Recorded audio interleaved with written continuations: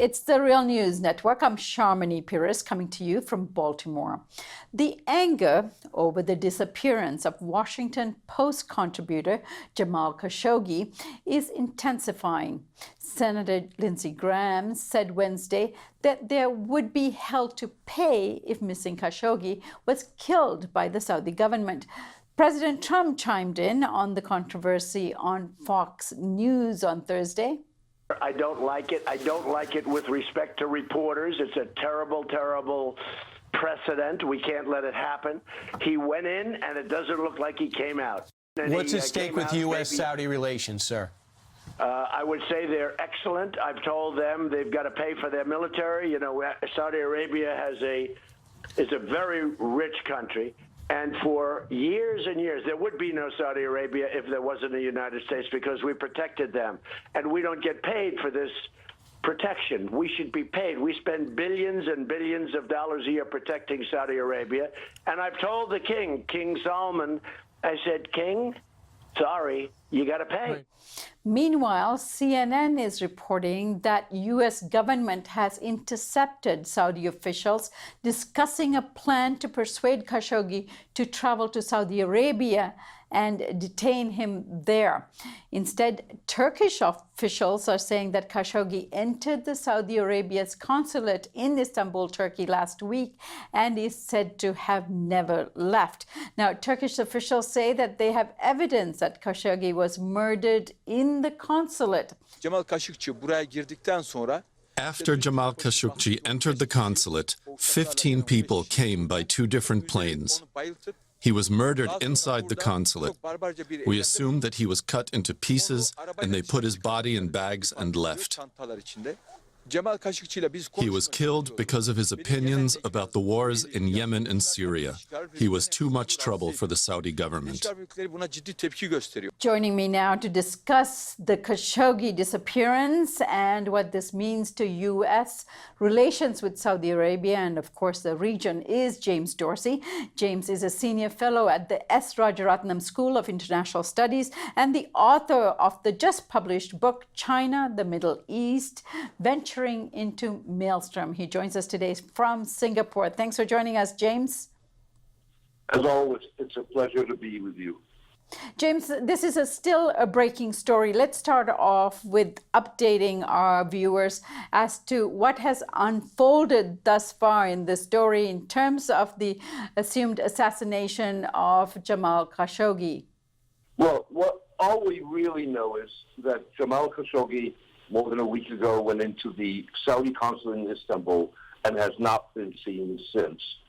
The Turkish authorities, through anonymous sources, are saying that they actually have concluded definitively that he was murdered, and they in fact know the room within the consulate in which he was murdered. And that obviously has provoked enormous international outrage, particularly in the United States, where you've had President Trump speak out, as well as a host of members of Congress.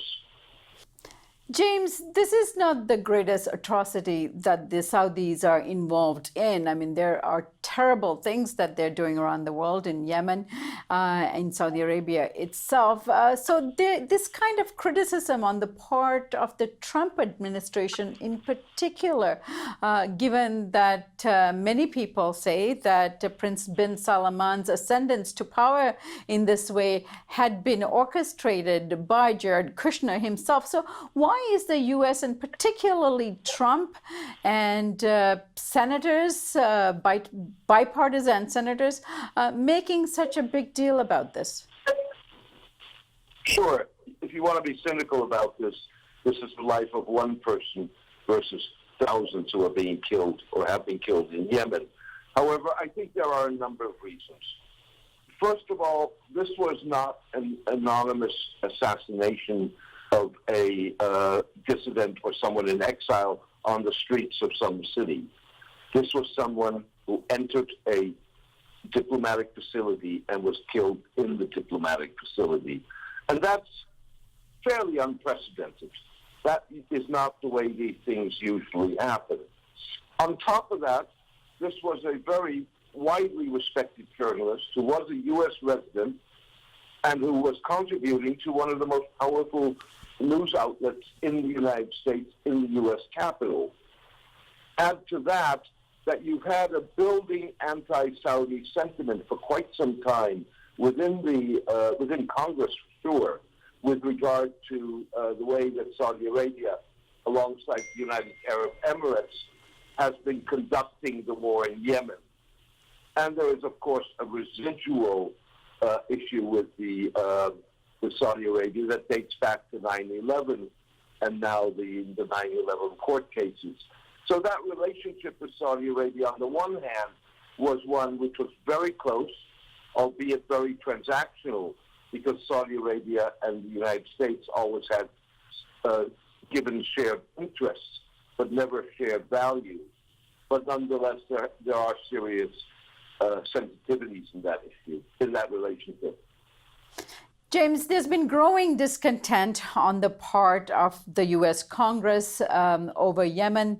Now it has bipartisan support as far as the resolution that's on the floor now being discussed about the U.S.'s role in Yemen and assisting the Saudis in this way. Now, the senators have now called for an investigation into Jamal Khashoggi's disappearance. Now, if that happens and we actually learn that the Saudis were directly involved in what happened to the journalist, how does this affect U.S.-Saudi relations? Obviously, it's breaking down.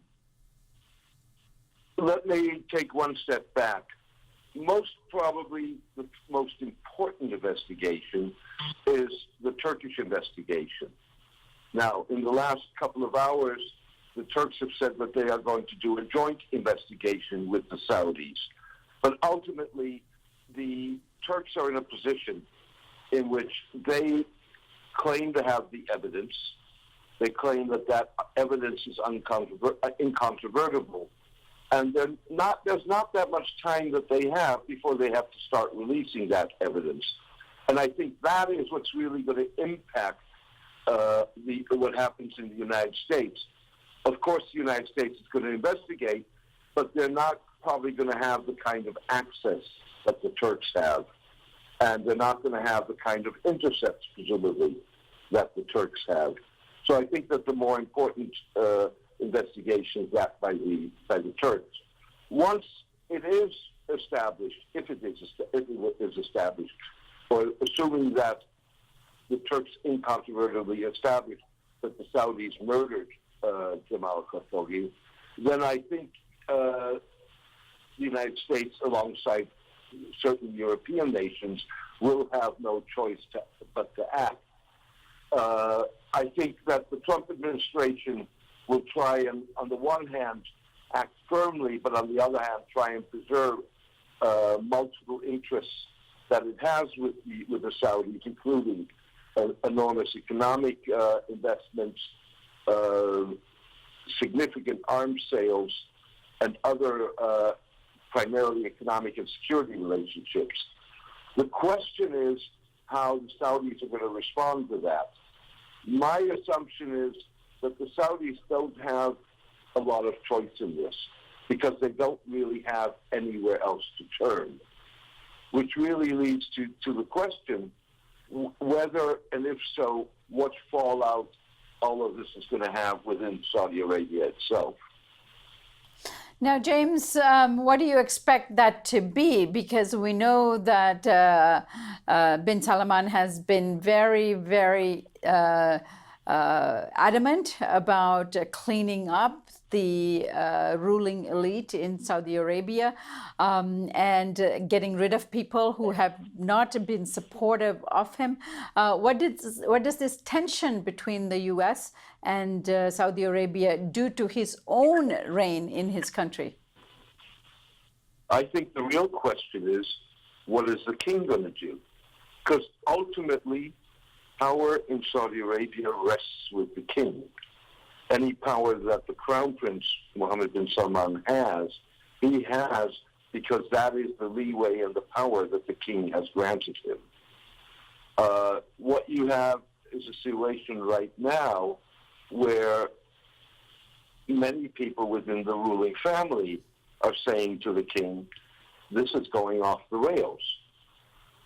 We are going to face we've already faced enormous reputational damage, and irrespective of what happens, even if by some miracle, I would call it, Jamal Khashoggi were to reappear, let's say that he had been kidnapped, held incognito, and the Saudis in one form or another reproduce him.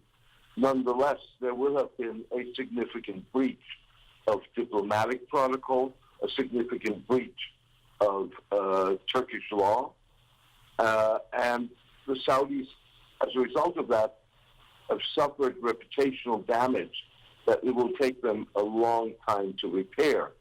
And Mohammed bin Salman is responsible for that reputational damage. The question also is whether Mohammed bin Salman, who was featured up until several months ago in the West as the great reformer, whether or not he can recover to a position in which he will be a party with which the West will really want to take, and the United States will want to do business with.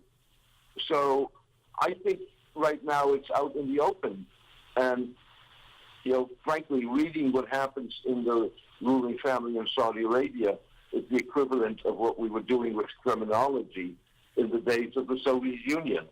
In other words, your guess is as good as mine.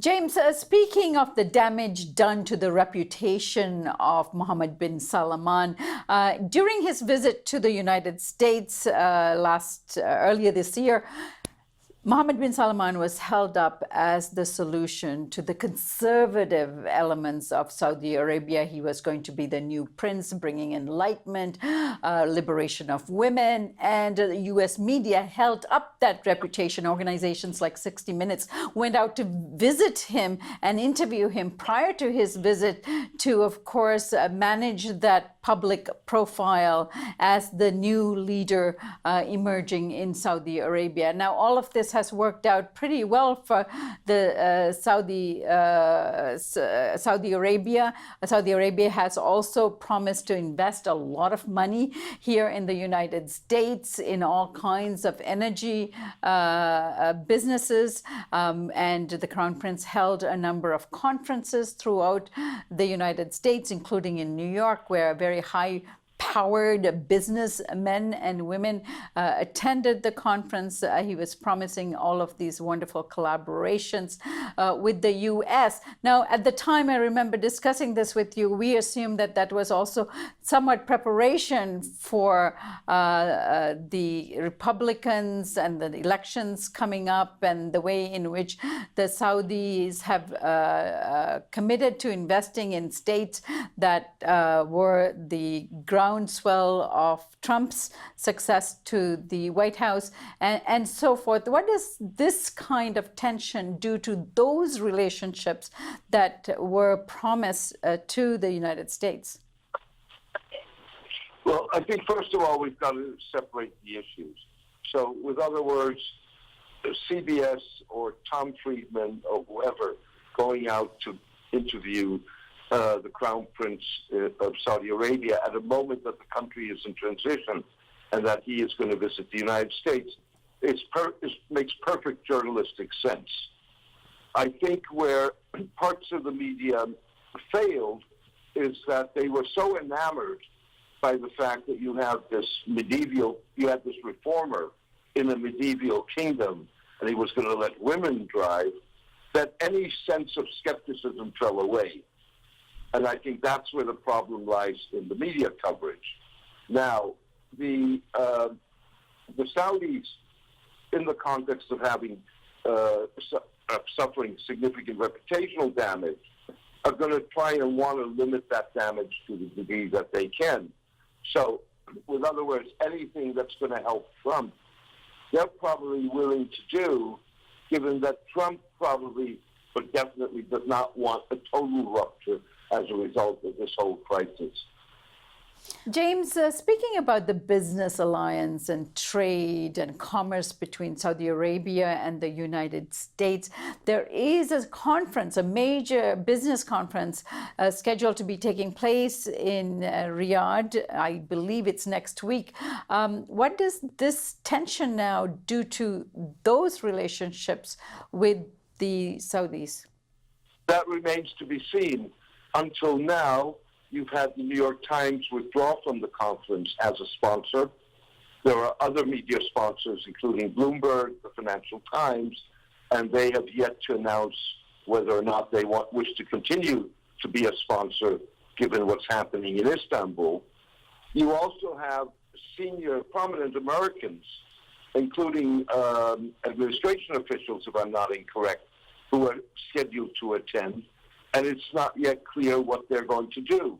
The one person who has already suspended his participation in a committee that is supposed to oversee or advise on NEOM, that is the $500 million high-tech city that Prince Mohammed wants to develop, and that is the former nuclear arms negotiator of the Obama administration, who was also Secretary of Energy. I would suspect that as it unfolds, at the pace it's unfolding at the moment, we may see others withdraw in the coming days, or at least suspend their association until it's clear what happened in Istanbul. James, there's been a very strategic formation between Saudi Arabia and the Wahhabis and Israel and the United States in terms of managing the politics and the warfare in the Middle East. Now, what does these new developments do to the relationship that has been formed in order to contain Iran? I think there are several factors. In terms of the Israelis, they're probably upset about the fact that Saudi Arabia is suffering this damage because they attribute immense importance to the relationship with Saudi Arabia and other Gulf states. I don't think that they particularly would be upset about the fate of Jamal Khashoggi, except for what it does to the ability of Saudi Arabia within an alliance against Iran. What I think is much more fundamental is, and this goes to a discussion that is sort of permanent, which is, what is terrorism? And is terrorism something that can only be committed by non-state actors, or can states commit terrorism?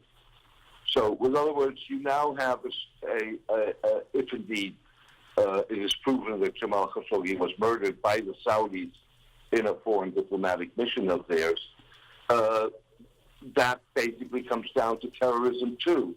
And so the whole Saudi argument against the Qataris, which is based on the accusation that Qatar is supporting terrorism, or the whole U.S.-Saudi-Israeli argument that it is the Iranians who are the main state supporter of terrorism, whereas countries like Saudi Arabia do not, is being called into question. So I think, depending on what the investigations prove and the solidity of the evidence, this could have far-reaching consequences for the political map of the Middle East. All right, James, we'll be watching all of that. I thank you so much for joining us today. It was a pleasure to be with you. And thank you for joining us here on the Real News Network.